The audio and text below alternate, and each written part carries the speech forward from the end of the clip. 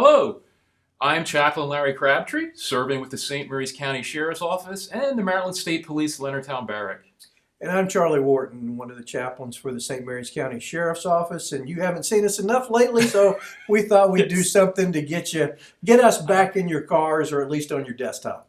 Boy, they're blessed, aren't they? Yes, they are. I know I am. Hey, well, Charlie, we've been taking some time here to talk about really a common issue with first responders and really with law enforcement officers.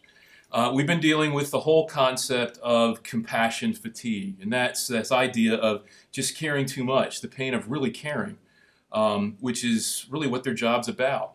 They want to make a difference. And we began by talking about a very important way that we can actually deal with the pain of caring too much. And we saw that that was just don't take everything personally. And we've looked at that. But we want to build off that a little bit more and another area that's real significant. So what do you think is another key area that we need to be sensitive to and work on as it relates to this pain of caring too much? I think one of the important things that we can do is to take care of the things that we can take care of. There's so many things out there over which we don't have any control.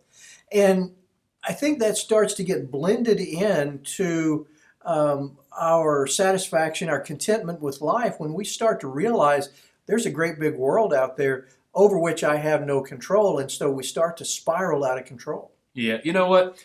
I've been in law enforcement as a chaplain. This is like 26 years, I think, and I know you were a police officer yourself. And one of the things I've seen, I think, perfect example of that are stuff like when administration makes policies. Let's say it's not everybody agrees with them. Oh, I know, isn't that a surprise? I'm shocked. It happens all the time, and we hear it.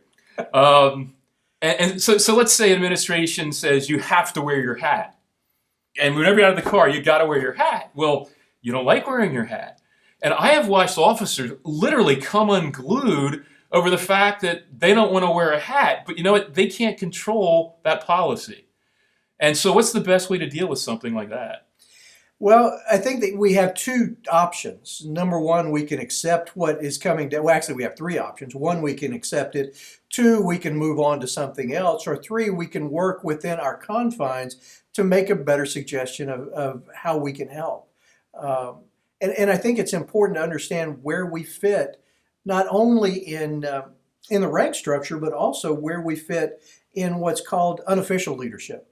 You know, do we have those opportunities to reach out and help other people, maybe in making changes that are for the good of the organization? Yeah, because we just can't control everything. That's true in all of life. I don't care what your occupation is. So what happens if we try to control everything? I think we just get so full that we really have trouble understanding what's important.